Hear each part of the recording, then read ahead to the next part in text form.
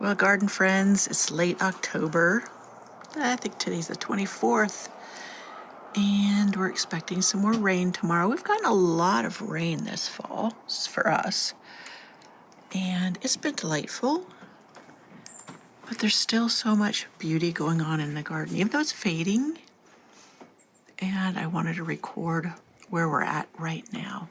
Like, this is my clematis that I had pruned back in after its first bloom.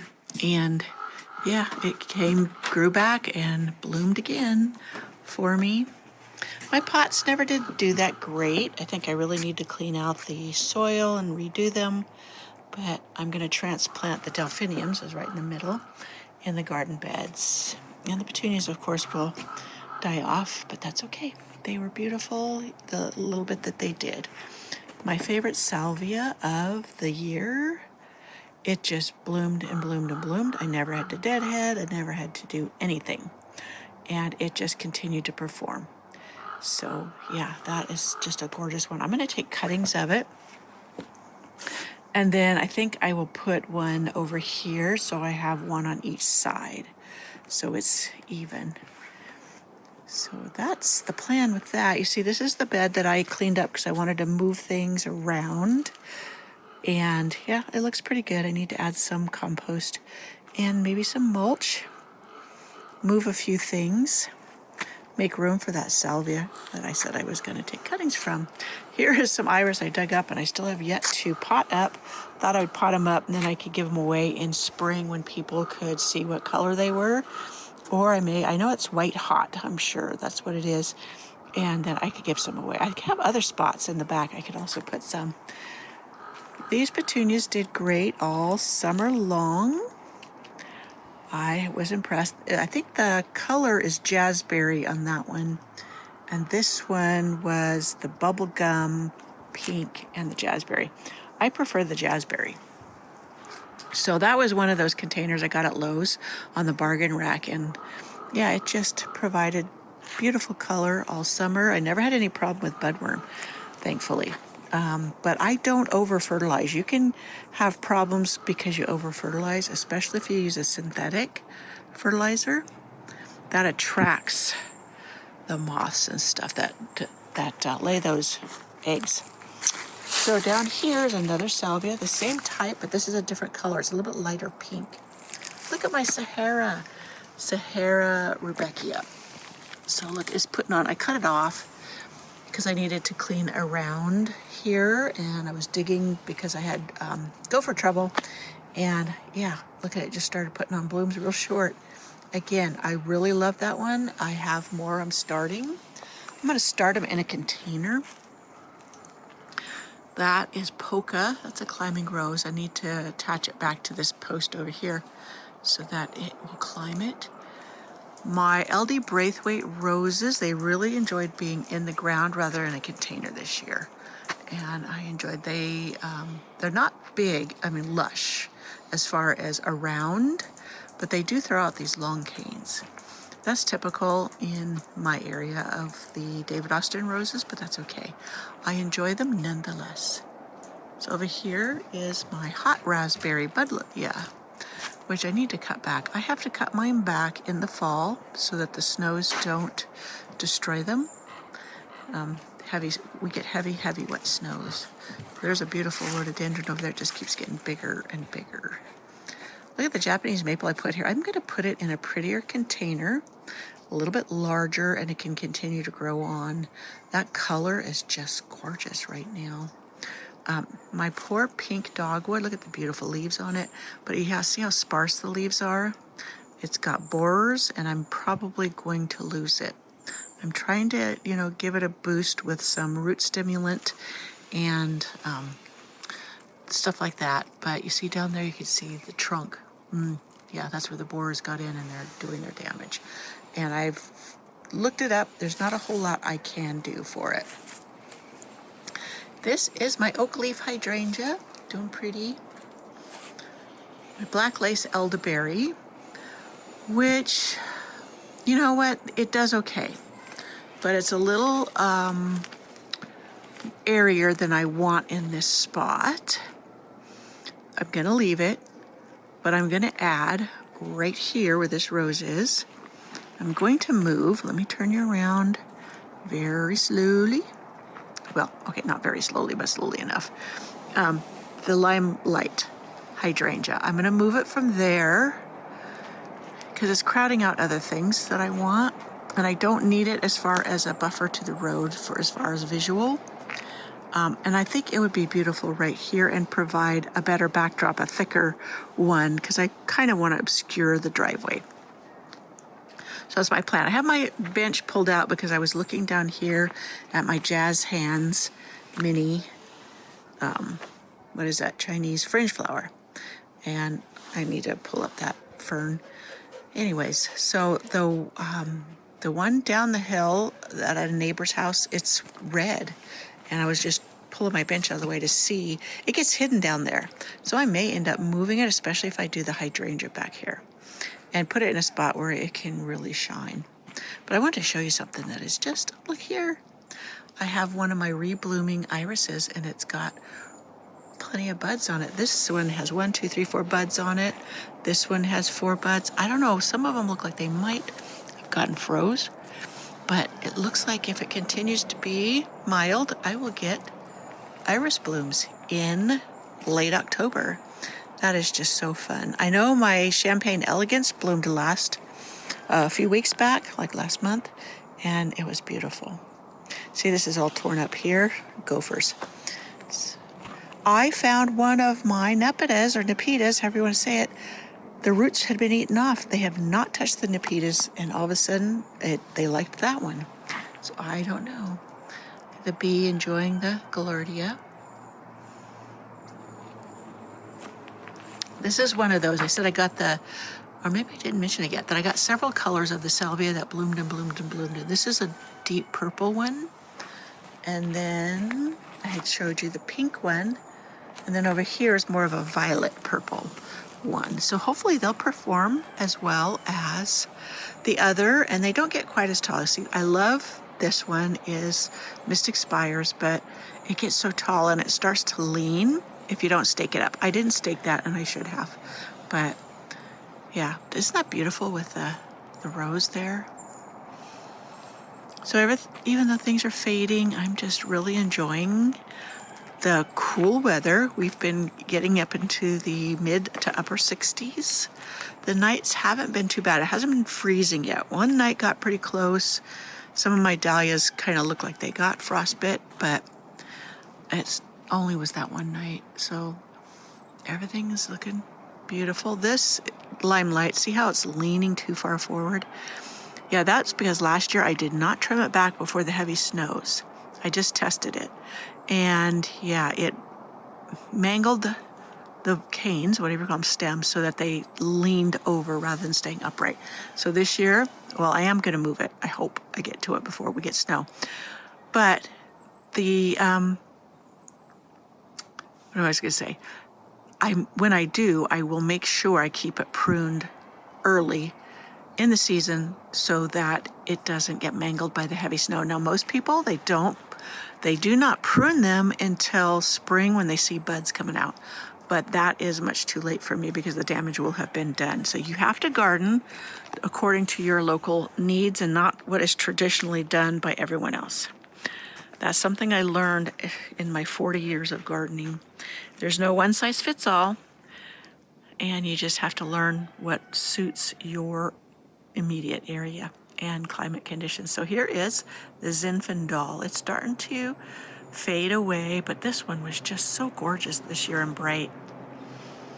A Europenia rose is putting on some more flowers and a big long cane. I need to get something in there, I think another obelisk like this one, and maybe a shorter one, and then wrap that around it. So it's a shrub, but it wants to throw out long canes, and that's most of the roses here do that because of the way the sun, let me point you up, goes behind the trees this time of year, and they don't get a lot of direct sun. And that's what happens when you live in the woods, in the forest. So look at this penstemon. It should have gotten supported too, but it's just blooming. I didn't expect that. I thought this was only a spring bloomer, but I am wrong, and I'm glad to be so. Yeah, I don't know if you're like me. I'm getting behind, but that's okay. I don't mind. These strawberries are going crazy. They're going across the path and trying to get into this bed over here where I don't want them. So I need to tackle this, bring my weed eater in and just weed eat them all down and thin them out. This is the second year they've been here. The third year they'll still produce well as long as I don't let them get too overcrowded. So I need to take out some of the runner babies that have rooted and then move them or keep them in containers. I could even put some down there, clear that out, and then the babies from that can be put back over here. Because after 3 years, their strawberries will not produce as well. So, yeah. But just an overall look at the front. Oh, I should take you up around through the gate, as I usually do, and take you to see. I actually have some deer damage finally. Not that I'm excited about it, but all summer they didn't do anything or hurt anything. And they finally show evidence of them being around. Now this rose they never touch. This is a ground cover rose and will root wherever it puts down a cane on the ground. I need to trim it up some more, but look at this is my Roseanne hardy geranium. It is always such a winner. This rose, they haven't seemed to bother this rose. This is a vintage rose. And with our conditions, you know, the cool nights and everything, it's got a little bit of powdery mildew, but nothing too bad. This rose is the cutting I started and has taken off like a champ. It's filled with little buds. And the deer didn't really bother it either. So I don't know. I just seen, this over here. Now you see this? How the tip has been nipped off. And over here. So I've noticed that a lot of the tips have been eaten off of this rose. See that? Isn't that European from this side just gorgeous? And this is Glamis Castle. I thought it was dead, and then all of a sudden I see these roses, and sure enough, it made it. It's been severely neglected in there, so it's a pretty tough one for now. Let's see, Coreopsis fading away. This butterfly bush needs to be cut back. So this area has been getting a cleanup. Now I'm thinking in here, instead of this being the wild mess I just let go, of putting a couple more roses in here, or a few more roses. And as long as I do it with gopher cages, they will be fine. So that's an option in here. I've got several things. I've got hardy geranium. I've got some, look at this lavender. Isn't that the deepest purple you've ever seen? That's a nice lavender that stays short. And I have my Jupiter's beard here. That blooms nonstop all summer long for me. This is my test of the D'Iberville rose. You can see where it's gotten chewed off too. But this is going to get dug up and put in the back along with its partner that was in that barrel. Right now that barrel's holding stuff I pulled up. Now this is what cracks me up. These dahlias, these got cut off a week ago and just thrown down here to go to the debris pile, and they're still looking beautiful. They haven't looked like they're not getting water or anything. They're just, and that's the stem there. Obviously not in the ground, but with the cool weather, they've just plowed through it fine. Look at this yarrow. Isn't that beautiful? Now, I've been trying to get in here to cut back some of my peonies and stuff. There's another Roseanne geranium. Bosco Bell rose. I was trying to clear plants around the roses so that they're not quite so crowded and, yeah, be more of the highlight. And I got a bunch of foxgloves right there I need to thin.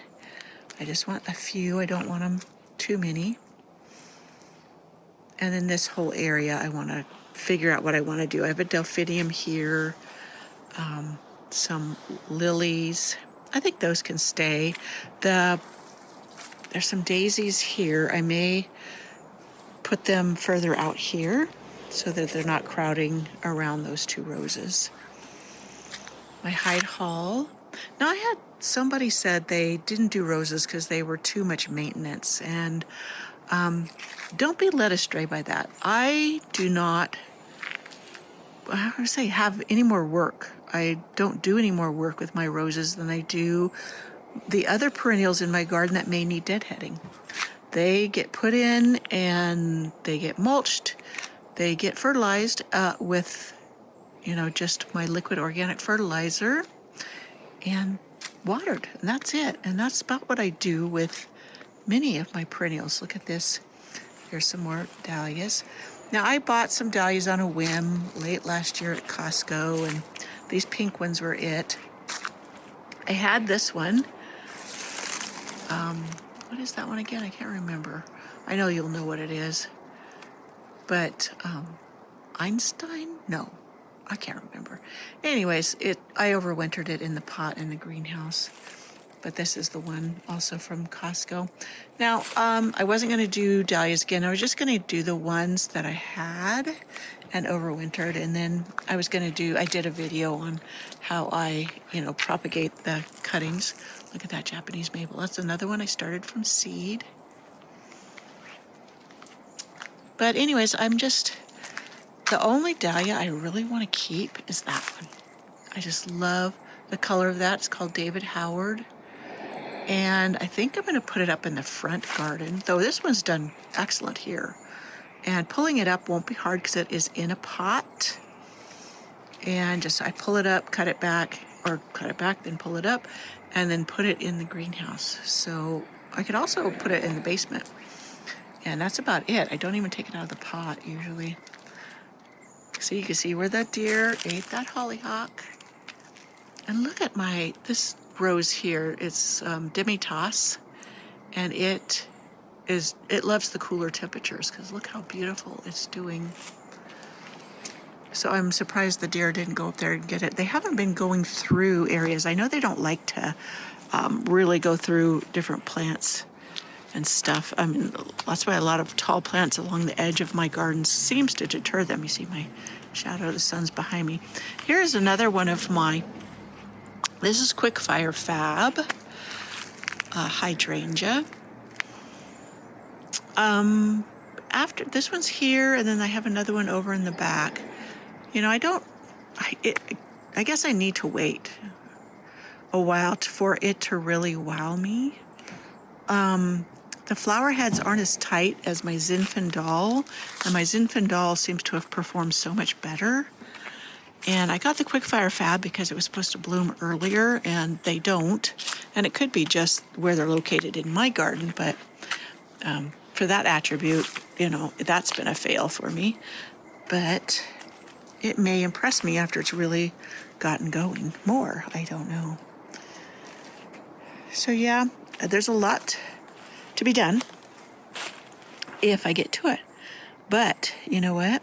There's a lot of times I don't. Like these iris may not all get back. No big deal. In the spring, when I go and rake out all the beds, leaves will get raked up.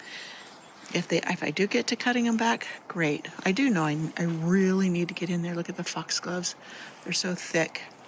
And these daisies are going to come out. So it's just there's so much going on other than gardening that I do it as I can. Now this is Limelight Prime. And yeah, it's another one that hasn't really wowed me, but maybe it just needs more time. So my Belle of Walking Clematis all year didn't do a thing. And now it's putting on buds. And this is my Dreamweaver Rose. This one usually blooms tons and tons all summer long. It didn't do it as well this year. I don't know if maybe I needed to feed it more. The gophers may be chewing on it. That could be a possibility. My Abraham Darby is in a pot back there. I'm definitely going to move that out of there and put it somewhere different where it can really show. Maybe I'll put it up there in the front garden where I said I was going to put in more roses. So now this is a climbing rose. This was Jasmina. I'm trying to get it to climb up to this trellis. Forgive that plastic there. I was using it as a drop cloth. And yeah, it should be beautiful. And in front of it, next to it, is Joanne's Pink Perpetual. It's a vintage rose. Now look at this is my Nepeta that's still been blooming a little bit. Now, once it gets colder, I will cut it back. But right now it's still blooming. And we haven't really had a hard frost yet. So, and I may not get to it, and sometimes I come back in late winter, early spring if there's no snow on it, and then I can cut it back. This hardy geranium is Patricia.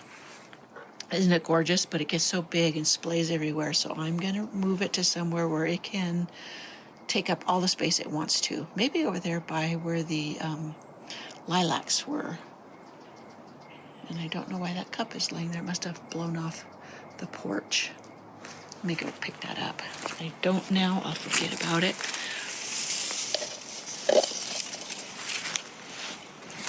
Yeah, okay. I want your opinion. This is mostly Zephyrin Druin rose. Now I get a fabulous, beautiful spring bloom. And then most of the summer, it is so sparsely blooming that it's almost non-existent. It does grow beautifully here, and yet I do want something that blooms more consistently through the summer. And so should I take it out and replace it? Or should I just maybe, I don't know, plant another one on this side? I do have another one over there, and it didn't bloom very much, but maybe it could be the gophers eating. I know one year the Testy Oberville roses didn't do well after years of performing well, and then when I dug them up, the gophers had been chewing on them. So that's a possibility that they go, because those ones are not in gopher cages, but I don't know. The other times I don't want to go through the work of digging it up.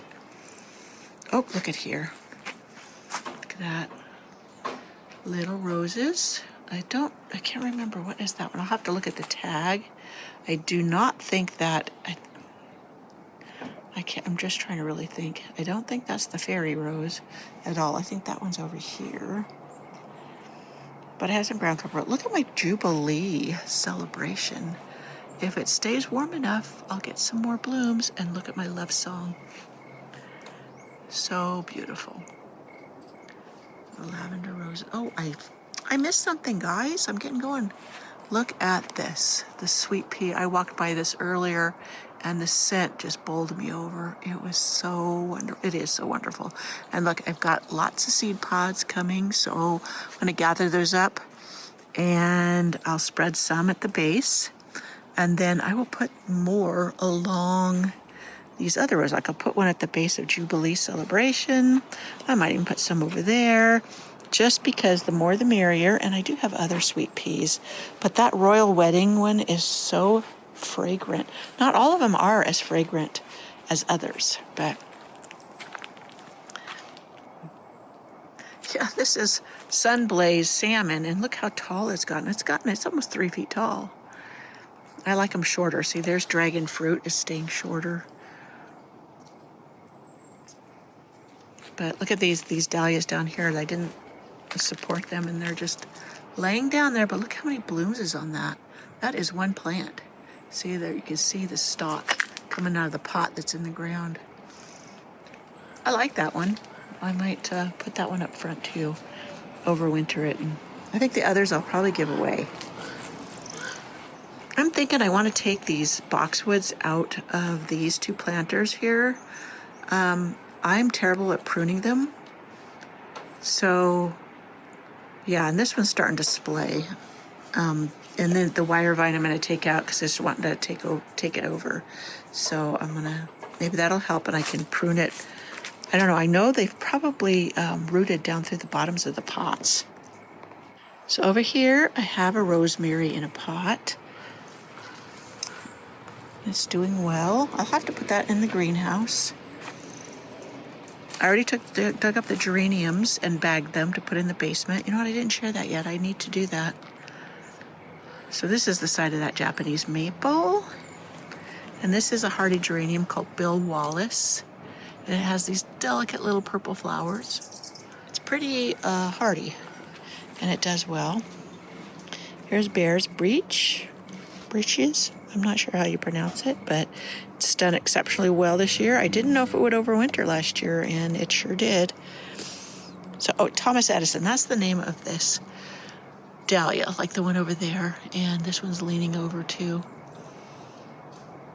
So it's crunching down on stuff. Here's the lilacs here. So I was thinking that hardy geranium, that Patricia on the ground here, and it could just take over and bloom all it wanted. So I started to clean up over here because I wanted to divide, see how crowded those iris are. They're obviously looking not that great because they need some help. Here's a foxglove here. It'll be beautiful next year. I think there's a couple of them. But look at this dahlia. This is what made me love orange in the garden. Before, I never used to like orange, but this dahlia just knocked my socks off one year, and I've grown it since. I got Nicotiana, that is beautiful. Smells so sweet. Oh, look at this. This daisy bloomed again. I did not expect to see that. So look at these. I gotta get me some seeds off of these bachelor buttons and put them up front. Isn't that a beautiful color? Look down here. Got a bunch of mushrooms growing in soil. I don't know. See how torn up that ground is? I have no idea what did that.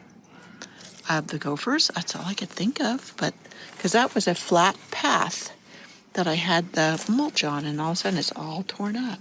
Now here's what I was telling you the other day when I did the iris. You see how it's got that black mold on it, and then you see the white dots, the white fly. I've never had that before, and that was bad right over in this area. The white fly was. So I'm not sure why it was concentrated there, but yeah. Too beautiful. Oh, this Japanese maple has almost lost all its leaves.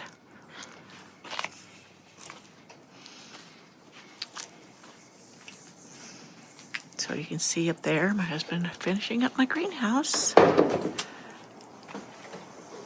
And then back here where a lot of work needs to be done, but I know what I'm going to do. I wanted to, look at this, my cafe au lait roses right there. Let's step back one moment. Right here is where I stuck that other Testio Breville rose that was in the container, and the other one I have to dig up. It's going to go right here. We've got to move this stump first. But anyways, back to the cafe au lait roses. I finally figured out what I want to do. This centerpiece circle garden, I don't want it to be so busy. So I thought I would put this container or these roses in the center of the circle garden, and then around it have like a ground cover, like a solid green ground cover. And that way the roses can shine and it'll be like a calming green space. And then around the bottom, I have several boxwoods that I did cuttings, and they're filling in. But everything else that is busy, I'm going to pull out and then do more ground cover down there. So it'll be a carpet of green in both areas, and then it'll just be a really calming spot for the eye to rest, and then it will really showcase the gorgeous colors of the Coco Loco. Did I call Cafe Light? This is Coco Loco roses. Anyways, beautiful color. They bloomed nonstop all summer, and yeah, I just loved it. So that's what I'm going to do, I think.